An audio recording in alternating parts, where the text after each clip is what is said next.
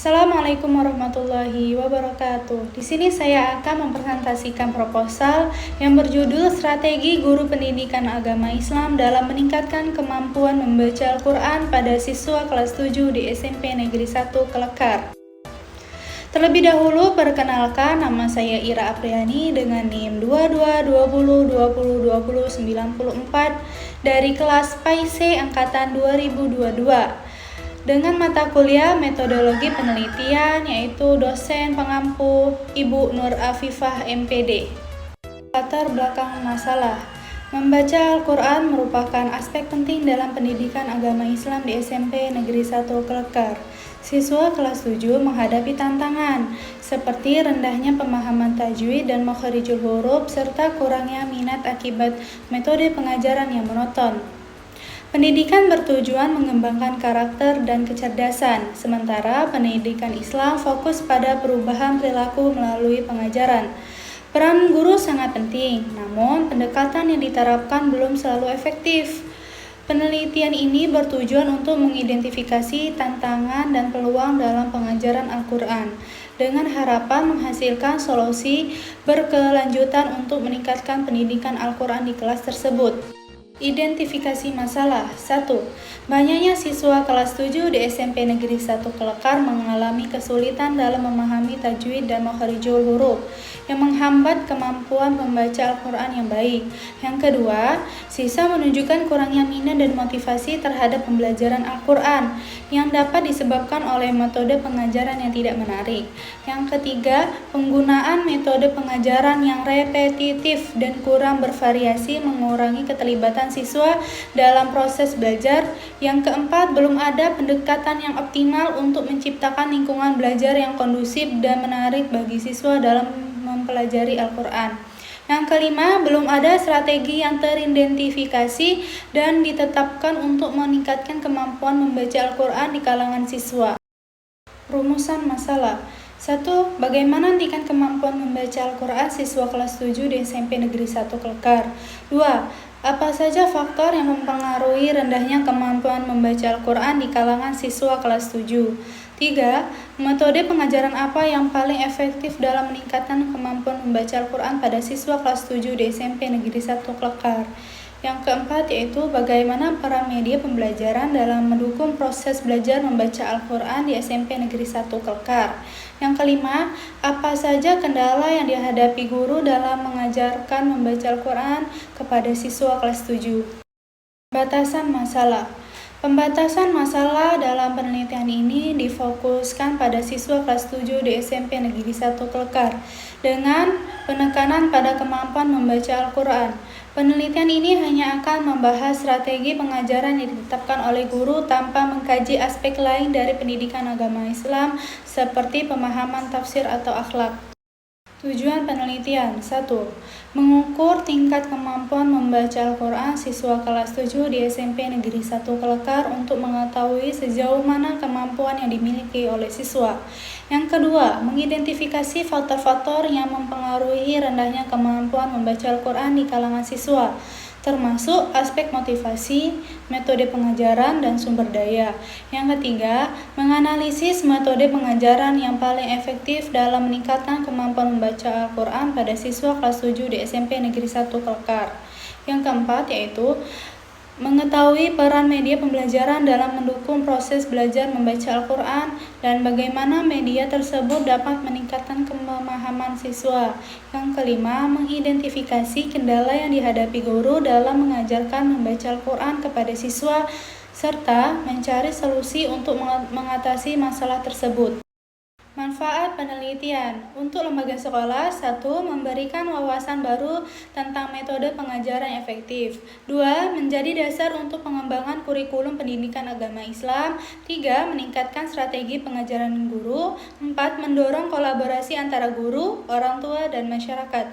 5. Memperbaiki citra positif sekolah di mata masyarakat. 6. Berfungsi sebagai alat evaluasi untuk program pembelajaran. Untuk peneliti, satu, memperdalam pemahaman tentang tantangan dalam pembelajaran Quran. Kedua, meningkatkan keterampilan dalam merancang dan menganalisis penelitian. Yang ketiga, memberikan kontribusi pada pengembangan ilmu pendidikan. Keempat, membuka peluang untuk publikasi di jurnal akademik. 5. Membangun jaringan profesional dengan guru dan akademisi. Keenam, memungkinkan refleksi atas praktik pendidikan dan perbaikan metode pembelajaran. Kerangka teori, strategi belajar mengajar menurut J.R. David dalam Wegulo ialah menurut pengertian ini strategi belajar mengajar meliputi rencana, metode, dan perangkat kegiatan yang dirancanakan untuk mencapai tujuan pembelajaran tertentu. Kemudian, kemampuan membaca Al-Quran. Kemampuan adalah keterampilan yang dapat dipelajari untuk mencapai tujuan. Membaca melibatkan pemahaman simbol-simbol dan memerlukan ingatan. Dalam pendidikan, kemampuan membaca dan menulis Al-Quran diukur melalui tes. Al-Quran sebagai firman Allah juga berfungsi sebagai sumber ilmu. Oleh karena itu, kemampuan membaca dan menulis Al-Quran penting untuk mengembangkan individu dan pemahaman keagamaan.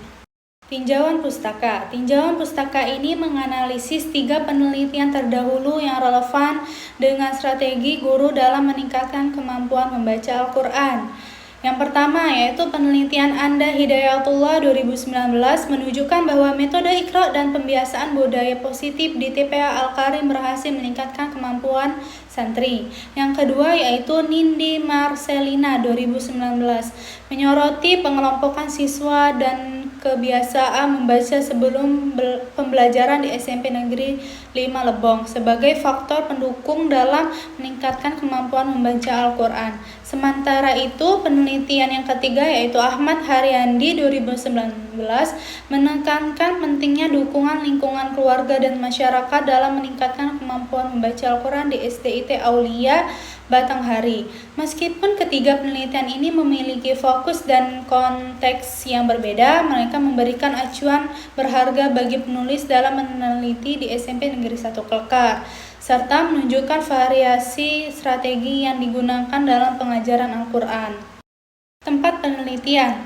Waktu penelitian yaitu tanggal 2 Desember 2024. Informan dalam penelitian ini yaitu Mini Kusrini SPDI sebagai guru pendidikan agama Islam di SMP Negeri 1 Klekar.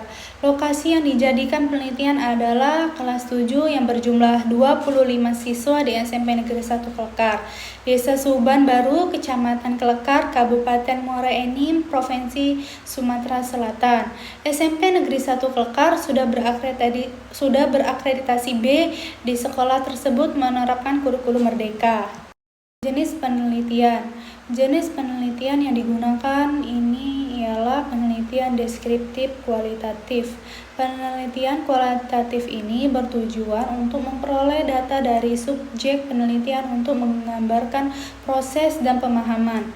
Jenis penelitian kualitatif secara holistik menggambarkan kondisi apa adanya, tanpa memberi perlakuan atau manipulatif pada variabel yang diteliti. Pengumpulan data. Teknik pengumpulan data dalam penelitian ini mencakup wawancara dan dokumentasi. Wawancara dilakukan secara terstruktur dengan guru pendidikan agama Islam di SMP Negeri 1 Klekar untuk menggali persepsi dan pengalaman yang tidak bisa diperoleh melalui metode lain. Sementara itu, dokumentasi digunakan untuk menelaah catatan dan dokumen terkait kegiatan belajar mengajar, sehingga hasil penelitian didukung oleh data yang kredibel. Kombinasi kedua metode ini memberikan pemahaman yang komprehensif mengenai pengajaran Al-Quran di sekolah tersebut. Keabsahan data. Keabsahan data dalam penelitian ini dijamin melalui triangulasi, yaitu membandingkan hasil wawancara dan dokumentasi dari sumber yang sama. Jika terdapat perbedaan, penelitian akan berdiskusi lebih lanjut untuk memastikan kebenaran data. Selain itu, teknik purposive Sampling digunakan untuk memilih sampel berdasarkan relevansi informasi. Dianggap memadai ketika tidak ada informasi baru yang signifikan dari responden tambahan, sehingga memastikan keabsahan data. Analisis data.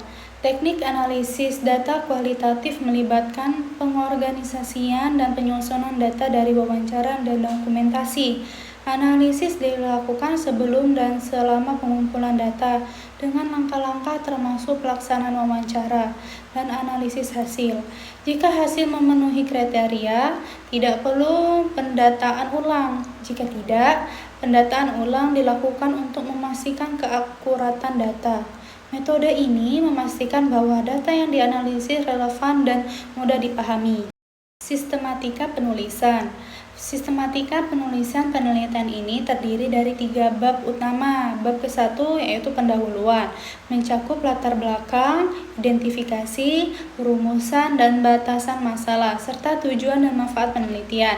Bab kedua, kerangka teori dasar, menyajikan deskripsi konseptual mengenai strategi guru PAI dalam meningkatkan kemampuan membaca Al-Quran siswa kelas 7, serta membahas penelitian relevan. Bab ketiga, metode penelitian, menguraikan jenis tujuan, lokasi, subjek, sumber data, teknik pengumpulan, keabsahan, dan analisis data. Struktur ini memastikan penyajian yang sistematis dan jelas, memudahkan pemahaman terhadap keseluruhan penelitian. Mungkin cukup sampai sini presentasi proposal saya. Saya ucapkan terima kasih.